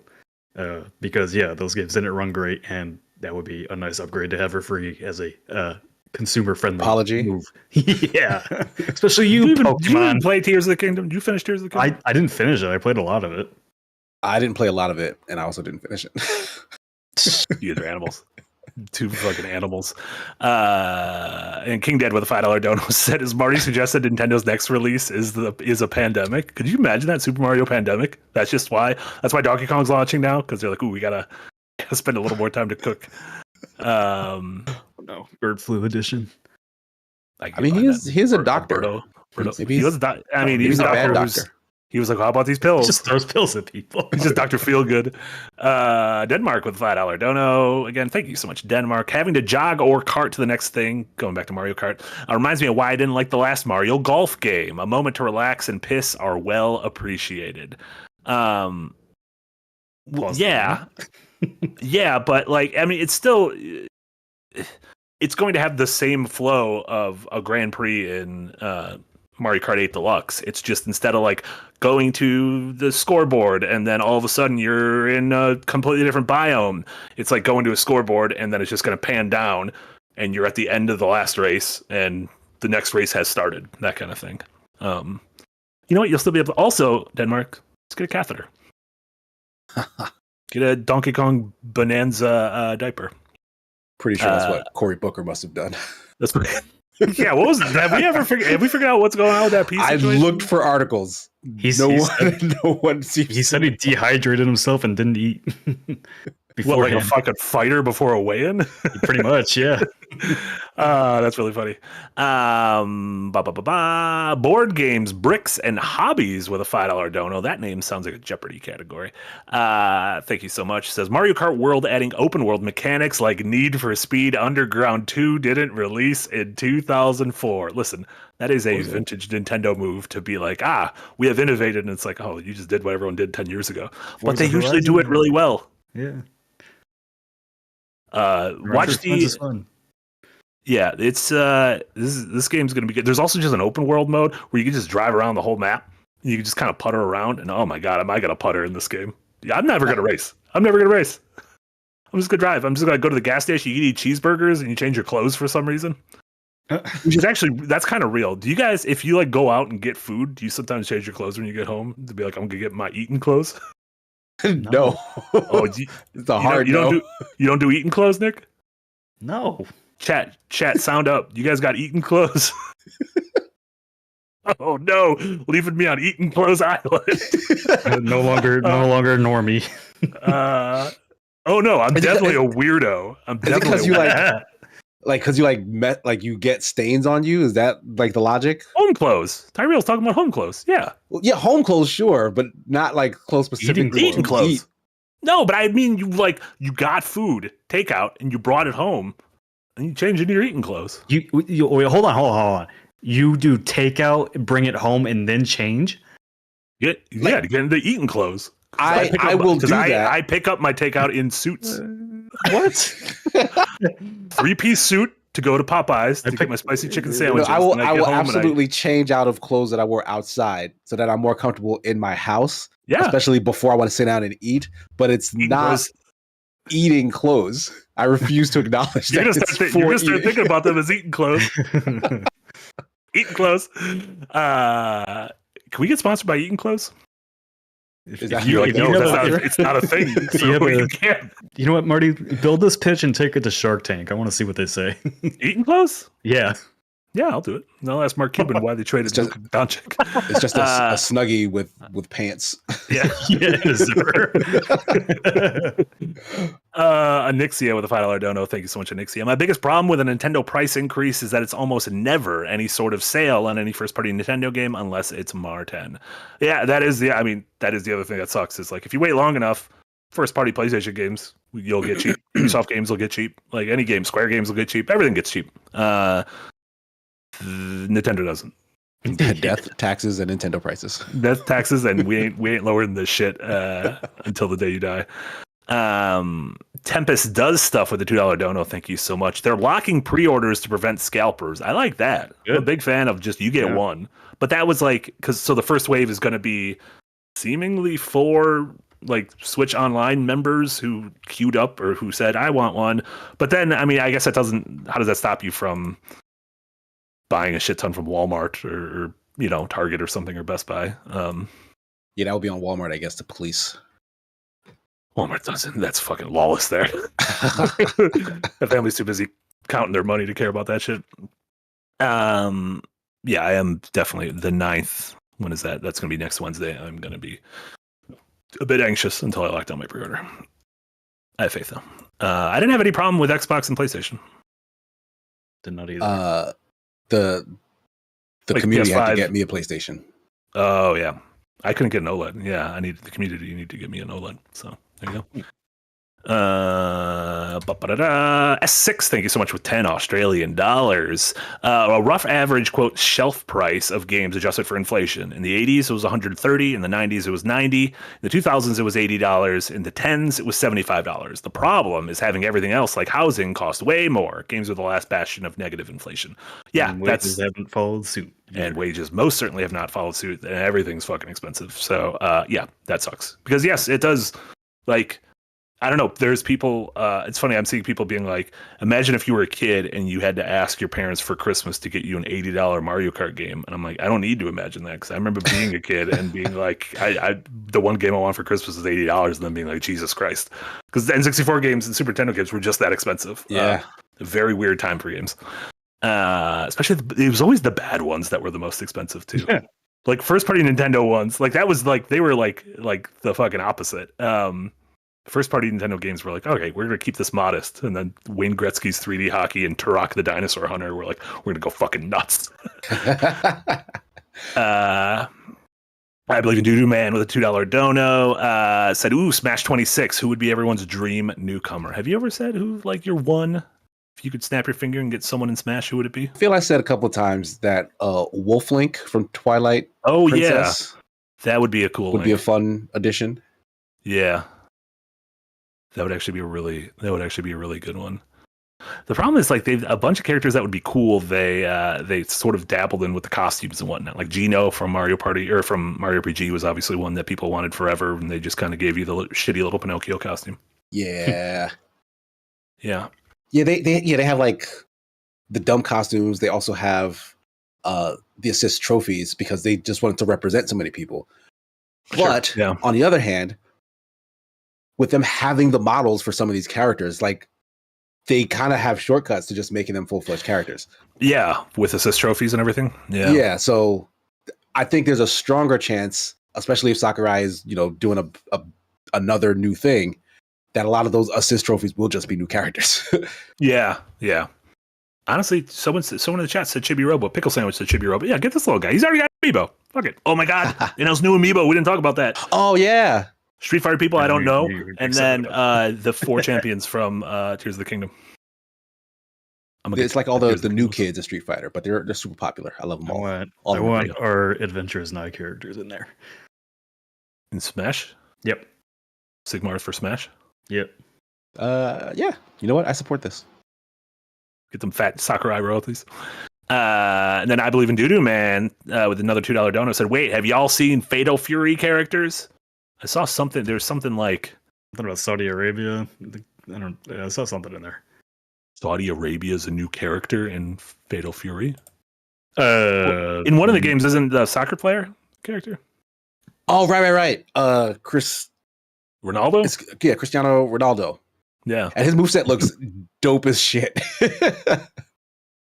He's Shaolin soccer in on folks. Let's put LeBron in Smash. There you go. LeBron was in Multiverses. He's done. He's finished. Well, that game doesn't exist anymore. Are they not allowed to put another one in? He had his time. He had his time. That's true. Salvatore Giannacci. I don't know who that is. Ganacci? Another soccer player? Probably another soccer player. Salvatore? There's a Salvatore pizza place in my hometown, so maybe it's the guy from New Jersey who built a really good pizza driver. He'd be great, yeah. Sonoma Doucher with $5 dono. Thank you so much, Sonoma Doucher. I fear mouse functionality will ruin Splatoon. I mean, that will be an interesting thing for a competitive game like that, because that would be one game where having mouse aim would ostensibly give you a huge advantage over people who don't.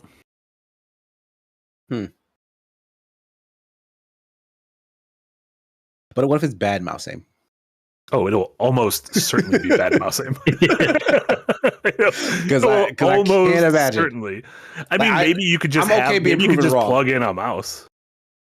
That's what I was wondering actually about their Nintendo camera thing. Like, why couldn't you just plug in a USB-C? It's got to be Nintendo cameras. Yeah, it's probably proprietary. They're worried about child predators. Why not just hack it? They're always worried about child predators.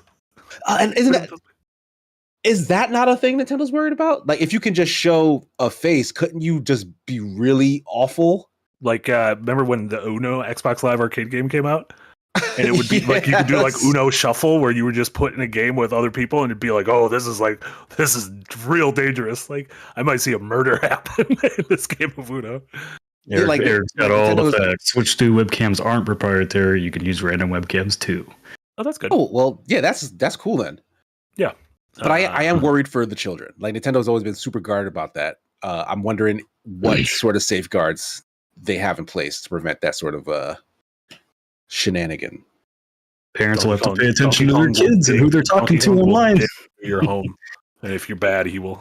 The camera stuff probably doesn't work in like some sort of public lobby, right? It would have to be like that specific. No, it's like specifically with your friends. Right. Yeah. Yeah. Abdel Corrales, thank you so much for gifting membership over to AK10. Appreciate you, Abdel. I believe in Doodoo Man with another $2 dono. I bet Custom Robo 2 comes after Nintendo sees Custom Robo 1's playtime. I mean, listen, if they're going to get weird. I love it. God, I love this Chibi Robo. I fucking love him. He plugs things into the wall. He's just the family's getting a divorce throughout the game. You're like a little dude doing stuff in this house, and kind of if you just pay attention, you realize this like couple is breaking up. Chibi Robo is different than Custom Robo, though, right? Yeah, I don't know anything about Custom Robo, so I just started talking about the other C Robo. And I hope no one would call me out, but you did. Custom Robo is like more of like a virtual on a little bit, like Arena Fighter, right? Yeah, it's an Arena Fighter crossed with like Pokemon a little bit. I always like the concept and the idea that you build like the character is kind of like a mecha game in that way. Yeah, but the battles were kind of very lackluster to me. I remember. Yeah, If they made a better one, sure. It seems like my first mecha game. Yeah, that's cool. S6 with another 20 Australians. Thank you so much. I've never owned a Nintendo console, and the last time I played was 20 years ago. Wow. Yet even I want to Switch 2. Despite the price, everything presented, hardware and software, exudes fun, unlike Xbox and PlayStation. Have they lost the fun? I mean, I think one of the conversations around Astrobot last year was like, it was like that scene at the end of like Ratatouille, right? Where like he ate the food and then remembered. It was like, oh, this is what this could be. And it's not like every game should be that, but hopefully lessons are learned from that, being like alongside cutting edge graphics and one-to-one open worlds and massively multiplayer games. Like you can have a thing like this as well. Mm-hmm. I think Nintendo still knows what their bread and butter is. Yes, they do. I agree. Elden Ring multiplayer games. Yeah. I can't. That game that felt like a fever dream of a trailer. Like, this kind of looks like Bloodborne. Yeah, we were thinking it was Castlevania. I think that's a dinosaur. That man's got a jetpack. What? Very strange. Fat Cock with a $2 dono. Thank you so much, Fat Cock. Dropping $1K for a slightly better Switch. Nah, man. Fat Cock, you paid us in dollars. Where are you dropping a grand? It was $450. They're going to buy two so they can scalp the other one. That's just a Fat Cock way. Listen, all scalpers are bad except for Fat Cock. Fat Cock gets a pass from me. Far Too Many Frogs, thank you so much for a $5 dono. Marty's declaring that I need to buy Mario Kart World by law of nominative determinism. Clearly, listen, I'm not saying that if you don't buy it, you're a bad person, but the gates of heaven will be closed to you unless you have completed every race in Super Mario Kart World. I don't even think there's a super in that game. Although the next one had a super. You're worried about the next one already? Yeah, I'm always looking 2 steps ahead. Also, this is sort of like a less than title because they had a world tour. Sure. But that was mobile. So they went from Mario Kart World Tour. Oh, no, that wasn't Mario mobile. Kart was World. it mobile? That was the mobile game, right? It was a mobile, or no, it was that was that mobile? What was the one where you had like game. AR functionality? Yeah, mobile. Oh, that was like the weird where Mario where the cart was like running around. Yeah, your you had house like a physical car. Yeah. And you would race your cat in the living room. Give your dog PTSD. Joseph Shears with a $5 dono. Thank you so much, Joseph Shears. It's funny how Ubisoft closed down the Crew just in time for Nintendo to make their own version. They still got the Crew 2 and the Crew Motorfest, and the Crew Motorfest is really good. You should go play it. There's still a lot of the Crew's #1 Motorfest. I like the Crew Motorfest a lot. Yeah. Still got, I still go back and play it. That's the game I'll test out my racing wheel on. Yeah, I bought that thing. I've used it twice. That was a dumb thing to buy. I'm gonna as soon as I get some time, I'm gonna do a VR test with that thing. Okay. With the headset on, the Get it out for a hidden gem. I accidentally. I feel like that'd be a lot. That'd be a lot for me to have a thing on my face and then also try to. If anybody wants it, it's fine. If anybody wants a racing wheel to buy it from me, I have an extra one that I accidentally ordered. You bought two? Well, I bought an Xbox one, and then I tried to cancel it, but it already shipped, and then I just kind of forgot to send it back. Wow. Because they didn't charge me for like a month till after it. I was like, oh, okay, I guess this is just mine now. Fat Cock knows a guy. Yeah. He'll hook you up. Gelden with a $5 dono. Thank you so much. Button Boys. Mouse and keyboard stinks. Mouse and keyboard boys. Button Boys drool. Nintendo comes in. Hey guys, our gamepad is also a mouse. Wow. They're like they're like a guidance counselor who's bringing peace to the schoolyard. But both probably aren't great. No. Well, listen, I'm gonna defend handheld with a little bit of gyro. I played all of Neon White handheld with a little bit of gyro. Let me tell you, my score is real good. Got some real good times in that game. I will say, I was glad to hear that kind of the surface area of the Joy-Cons, like they are bigger and the sticks are bigger. So that might help alleviate some of the discomfort with playing with the much smaller ones on the original Switch. Mm-hmm. But I'm still like the new Pro Pad looks mostly unchanged, and I'm fine with that because that's just a Xbox controller. Yeah. They also said the Pro controller, your original Pro controller, will work on Switch too. They said. I mean, my original Pro controller does not work because it drifts all the goddamn time. So I'm hoping this new one will have solved that problem. The biblical you.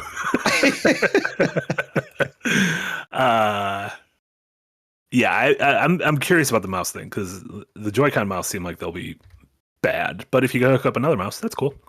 I believe in Doodoo Man. Thank you so much for a $5 dono. Here to share this vid with chat. Check it out. It's check him out. He's in Fatal Fury. Google Salvatore Ganacci Fight Dirty Fist of North Star. Inferno Cop meets Akira. That was insane, Doodoo Man. What is happening? Learn SEO. That title's too long. Eric, show Fist. Oh, there you go. That looks cool. He's in Mortal Kombat or Street Fighter.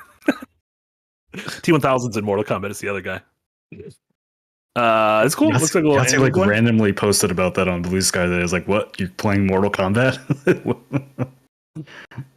Oh no, he's not. He wasn't playing it. He just Googles the all the fatalities and cinematics. That wasn't like me blowing up his spot. He just told me that.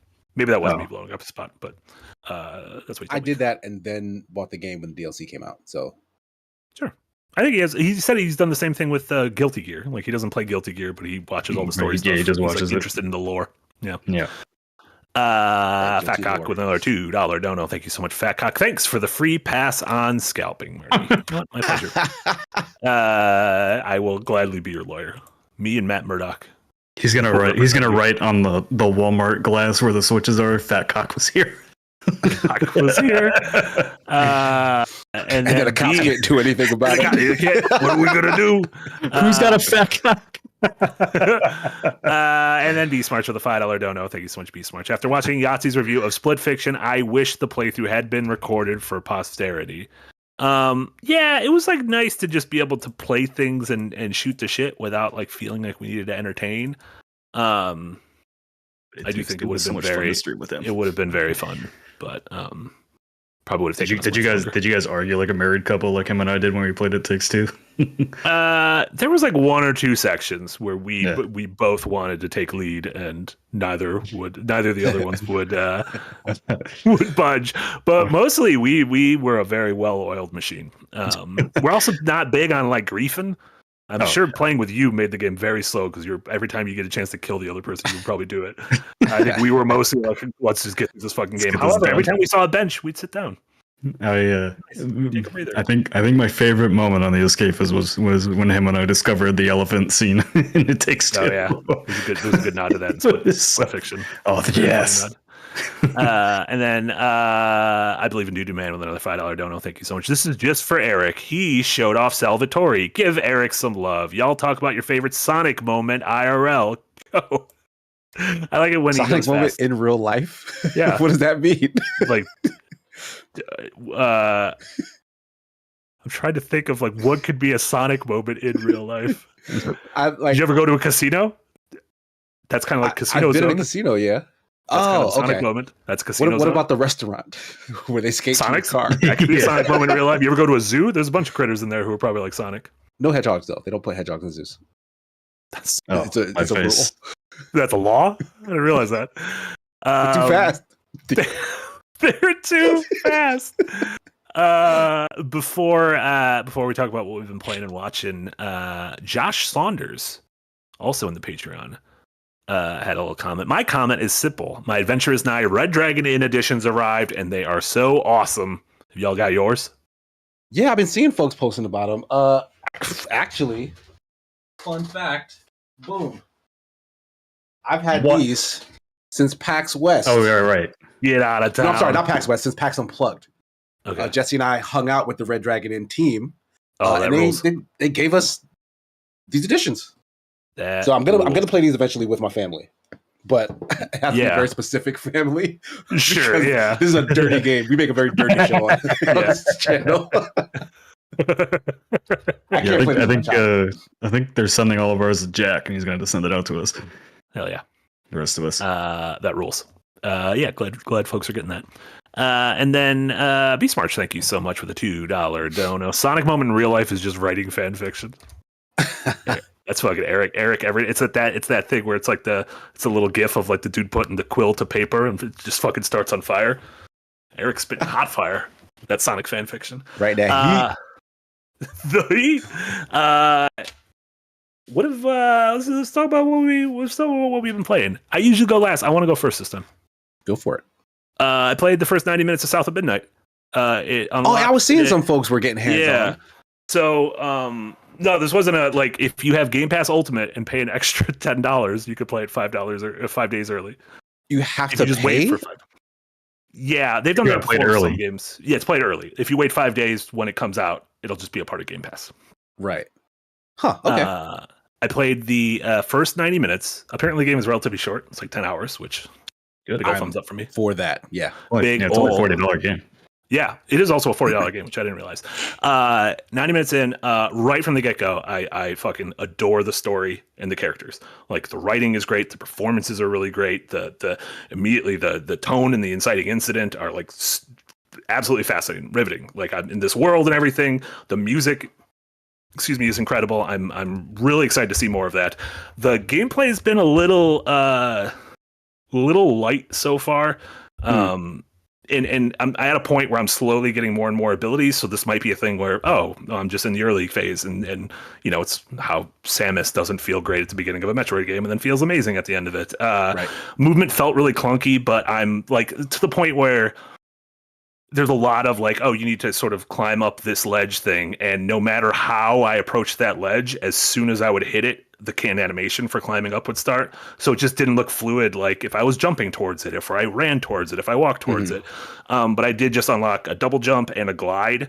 So I'm hoping that sort of makes the movement a little more exciting. And then the same thing for combat. Combat is extremely bare bones so far. And I'm hoping that gets a little more excited. But looking at some of the reviews, that's not quite the case. But it reminds me in a very positive way of like a PS3 360 era game. In sort of it's not open world at all. It's sort of it's like a ghost train ride. You get in certain areas that are a little biggish that you can wander off the beaten path and find either upgrade points or diary entries or little tidbits around the world, which I absolutely want to find because every story has been interesting so far, and you're learning like you're going through this house and the plantation nearby and the kind of the barracks where slaves used to live 150 years ago or whatever, and you're seeing like their ghosts. And so it's like it's kind of story that these games aren't normally telling. And again, in the way it's telling it, both the writing, the performances, the visuals and the music, all really great. So I'm very much looking forward to playing through more of it. It kind of seems like Compulsion's like Uncharted 1 moment where like there's the bones of a really good game there. It just needs to be spruced up. Yeah, I mean, you could tell they haven't really because you know, They've never made a you game have like a few this, and then yeah. contrasts beforehand, which aren't really interesting combat games. So you know, it's Yeah. it's tough for like a studio that just hasn't been known for combat to get in there and make something that's like really interesting, unless you kind of bring folks in who have that pedigree, right? Also seems like some of the stuff I read in reviews, like the really spongy enemies and everything, can be updated through patches pretty quickly. Sure, yeah. And a lot of the reviews that I read reminded me a lot of like Kena Bridge of Spirits.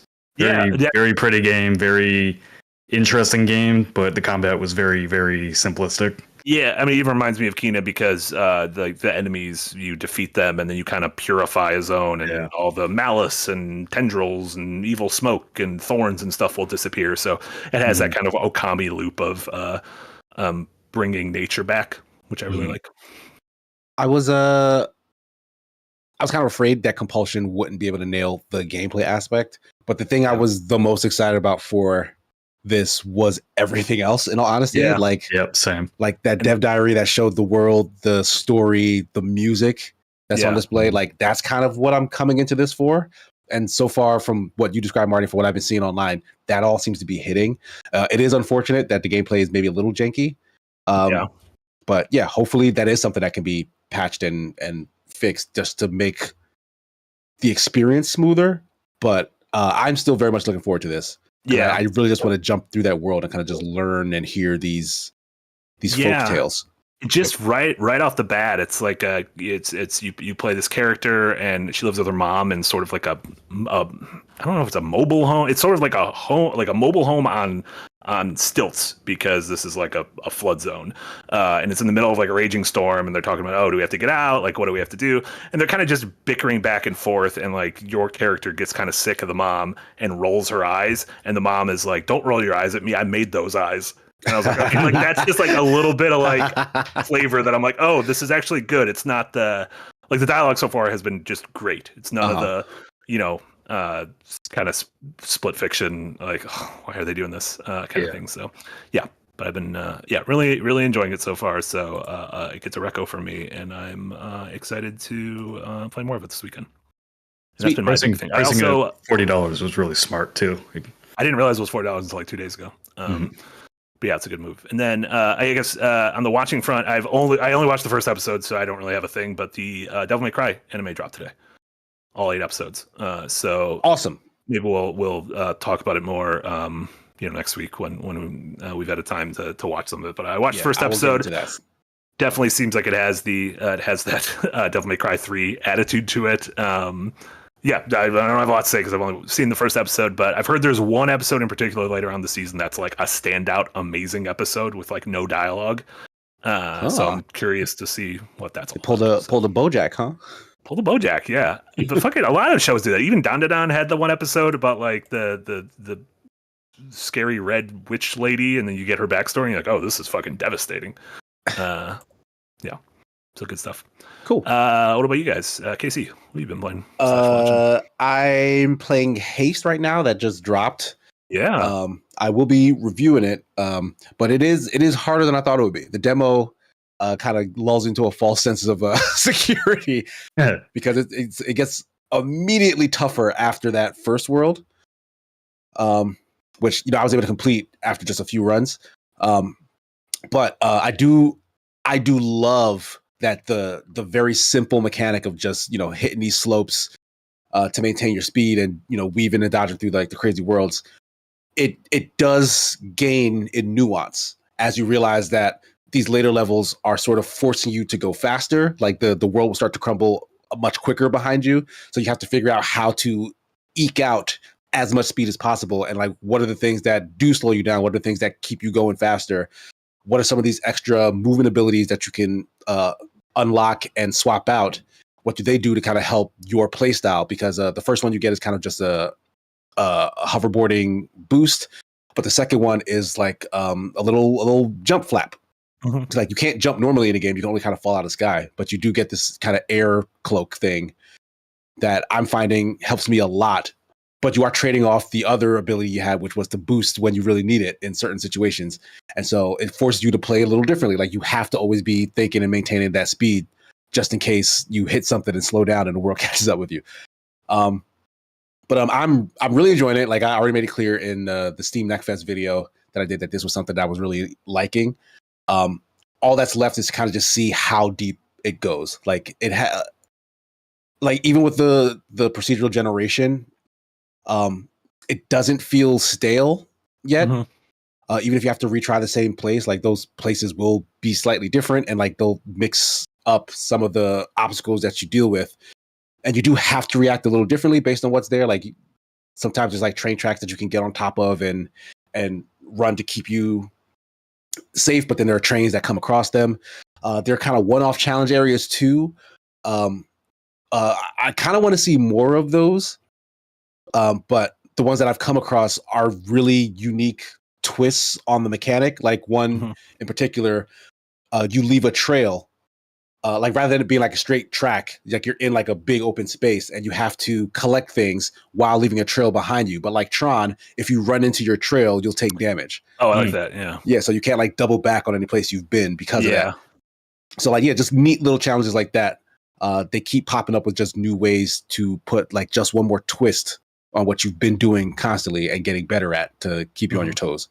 So I'm really, really liking it. Great music too. Yeah, I'm excited. I'm excited to jump in it this weekend too, because I think we all of us who played the Steam Next Fest demo really dug it. Like I think you wrote about it right for that video. Yeah. We did one of the. Have you all seen the shorts on it? Yahtzee really enjoyed it, and Yahtzee tries. So yeah, good stuff. Yeah. What else? And I just finished Invincible season 3. Oh, nice. That show is really good. I will say, before the ending, I was starting to feel like it was kind of spinning its wheels a little bit.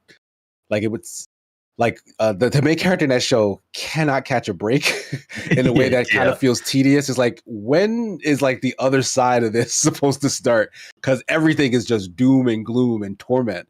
And like it gets to be a bit much. But I really, really liked how pretty much at the end, the character has this sort of revelation about how he's been doing things. And like it really reminded me of just, well, one, it reminded me that this character is a teenager. Like they kind of gloss over that, but like he's a kid. And like a big aspect of like growing up and coming into your own is realizing that like these sort of virtues and tenets that you've grown up and lived by might need to budge. Cause like a dumb teenager will always just hold true. Like, this is who I am. This is how I define myself. And then doesn't want to budge for the rest of the world. And that has caused problems for the main character, Mark, in a lot of situations. But like, he's finally starting to get it in his head. Like, look, the world is a lot more nuanced than you are making it out to be. And if you don't start growing up to meet those demands, bad things are going to happen. And like, that felt really, really, I just felt like just really good writing for that to kind of just coalesce in that way. Cause like, I was a little frustrated with him because I guess I'm older, but I can feel like a lot of fans would just be on his side. Like, no, of course. But then like, that's the thing that really drives home. Like, no, you should all rethink this sort of philosophy. Yeah. So like, I'm really, really big fan of the writing in that show.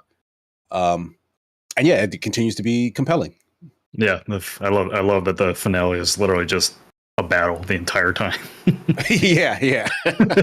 It's also funny that the final battle is the bad guy is voiced by Jeffrey Dean Morgan. Yeah, Jeffrey Dean Morgan, and basically the same thing as his Negan appearance. Yep, Walking Dead with Stephen Yeun as well, right? Like them two again in a Robert Kirkman thing. Yeah, that's all. Hey, they got their next fight back after Negan pops out his eyeballs. Cool. Anything else? No, not for me. Hell yeah. Nick, what about you?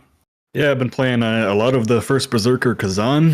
How's that? New Souls-like from Nexon, and a studio name that I don't remember what they're called, but I really like it. The combat, like played a lot of different Souls-likes now, and there's kind of like tiers of combat where like From Software is at the top usually. Then you get something like Liza P that's like B tier, and then maybe some like Steel Rising or Mortal Shell that's kind of C tier.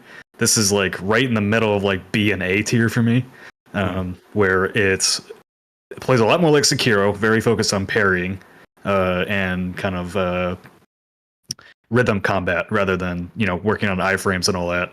But you can still dodge and all that, and you get little buffs for that. But the bosses have really just been a lot of fun. I've enjoyed pretty much every boss fight I've gotten into. None of them, they've been very hard. Like, this game is fucking tough. Bosses like 3 through 5 that I've been on, just oof. Yeah, like one of them was a couple compared like to, hardcore Souls fans I follow have been like, this is like beating the shit out of me. Yeah, one boss I think is the 4th boss was compared to being almost as hard as what's her name in Elden Ring? Melania Trump. With that, yes, Melania. So yeah, but it's True Mandalorian asks in chat, is this a boss rush? No, it's not a boss rush. Like, it's very much a Souls-like game with it's level based. So yeah, it's got like through linear areas, right? Yeah, I mean, there's exploration and there's secrets to find in those areas, but you definitely go through them in a linear fashion, and then you can go back later as like basically once you finish a level, then the side missions unlock and you go to like different little sections of the map to do those side missions. Kind of like how Wolong did it. Exactly like Wolong. Yes, correct. But yeah, I think my main complaint would just be like the environments are pretty damn drab for the type of art style they're using. Would have liked a little bit more color, but I'm only in through the second area, so I'm hoping that opens up. But yeah, I mean, if you just like really good action combat games with really well designed bosses, this would be right up your alley, especially if you like Sekiro. Looks a little. Yeah, like I wanted to anime. give this a try. Yeah, A I've had a little really anime good time to with it. it. A little sprinkling of anime. A little This bit. is- It's a weird art style. like this is like a side story in the Dungeon Fighter Online universe, right? I have no idea. I have no idea what this is a part of. Like DFO, Dungeon Fighter Online. like a really old, like Maple Story. Do you remember that game? I do. Yeah. This is like it's one of those where like it's an online multiplayer thing. It had like 2D sprites, but you would like go in. Like I played this forever ago for a short while, but I've always remembered like the franchise. I didn't know there was like all this lore. But they also released a fighting game that looked really cool. Not too long ago, like maybe a couple years back. So I guess this is just a character from their universe who just has his whole kind of like the League of Legends thing where they're like, oh, let's make a game based on this person. Yeah, that's cool. Yeah, the story has done very little to interest me, so take that as you will. There's really just there for the combat. yeah, pretty much. Sure. Honestly, most from Souls games. Yeah. Yep. The other thing still can't talk about. We'll talk about that next week. But the only other thing I've really been up to is I finally started the second season of 1923. Which is that prequel to Yellowstone, the second prequel series of Yellowstone, and it's just as good. It's actually really timely show, like really exploring kind of immigration to the U.S. and a lot of the things that go along with that, and how the U.S. kind of viewed itself as superior to everybody else even back then. And we got over that though, so that's fine. Yeah, we have nothing, no cultural relevance today. No. This was is Harrison Ford and Helen Mirren still in? Yeah. Yep. That's cool. Yep. So follows a lot of different characters, a lot of different kind of story threads that are all converging into obviously Yellowstone. But writing is still great. Action's great. Do you have to watch Yellowstone to get into this? No, this is a prequel to Yellowstone. So okay. So you should start with this and then go watch Yellowstone. You should start with 1886, then 1923, then Yellowstone. God damn it. 1886 is only one season, though. No, you should start with the Passion of the Christ, because all stories start there. That's the tough thing about rewatching these. Is every time I try to rewatch something, I gotta watch before I watch The Last of Us season 1. I gotta watch the Passion. Of the Christ. 1883. Tempest corrected me. I think. Watch 1899 as well to see how those folks got stuck on that boat. Order 1886. Why is there a 2073 on this Yellowstone timeline? Eric, I think that's a goof that there's gonna be like a future war. I think he's actually making that. Pretty sure. I think it's not a goof. 2073 by Taylor Sheridan. I don't know. That man makes every show under the sun. They should just call Paramount Plus Taylor Sheridan. You also have to listen to Taylor Swift's 1989 beforehand. Her seminal album. I refuse. Casey's The deal is off. Did you see that both? Never mind. Jewel Rao with a 5. I'm very curious what you're about to say. I realized I didn't look into it at all, but like, there's going to be emojis of like 8 different pop stars coming to iPhone, and one of them was Beyonce, one of them was Taylor, but there's 2 of them. Just no one knows who these women are. It was like clear. It was like, oh, it's Katy Perry and Ariana Grande and Lady Gaga and Rihanna and Taylor Swift and Beyonce. And there's 2, and everyone was like, who the fuck are these people? Someone that's really like, funny. one is just like a brunette. It was like, this kind of looks like Hermione from Harry Potter. Jewel Rao with a 5-year-old. Wow. No, thank you so much. Gonna start Pikmin 4 later today. Hell yeah, an A-tier Switch game. Anyway, some money. Woo woo woo. Triple woos.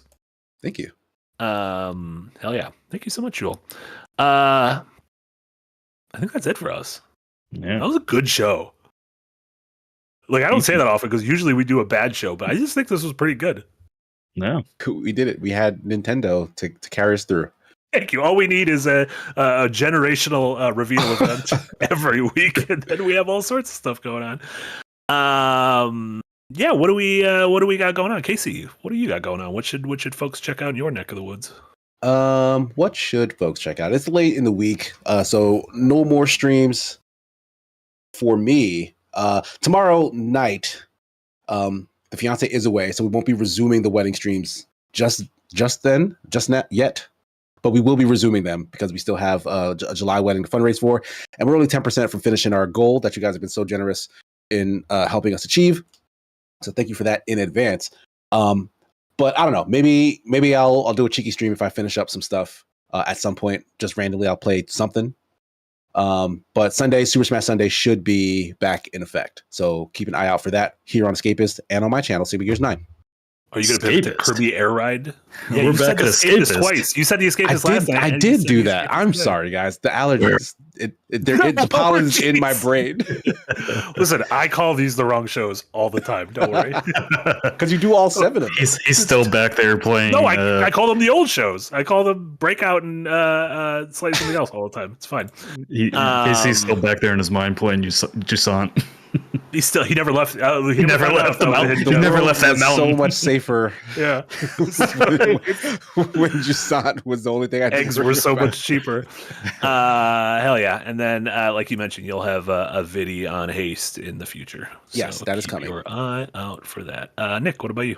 We'll have a new episode of Unpacked out tomorrow, kind of talking about Nintendo's $80 price point, and Marty kind of slightly mentioned it during the stream. I don't know if he read my Unpacked or not, but Night Dive is looking to remaster PS3 and 360 games. Yeah. So no, I was just excited about that. It's not like old shit when it comes back.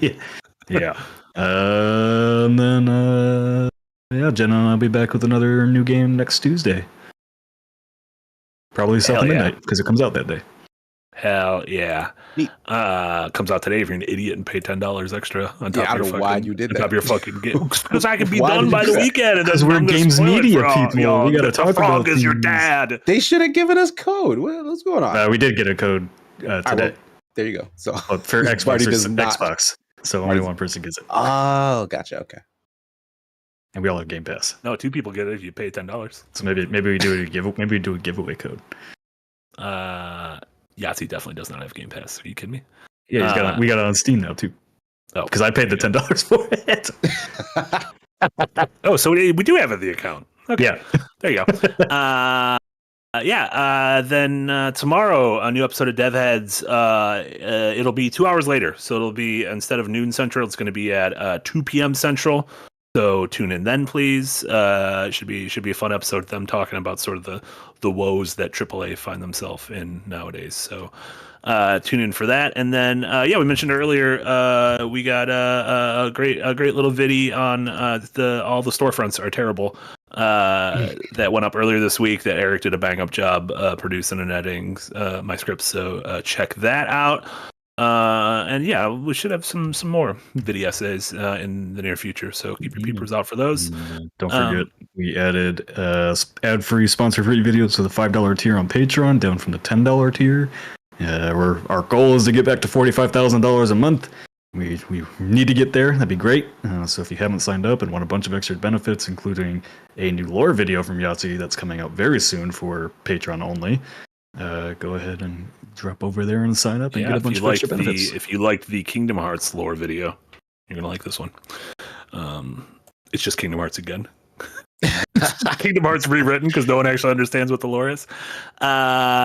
Thank you guys so much. Thanks everyone watching live in YouTube, all the members of the Green Gang, folks that are $5 tier in Patreon, anyone listening on your podcast service of choice. We appreciate all of you. So for Nick, Casey, and Eric, this was Marty. This was Firelink episode number 61.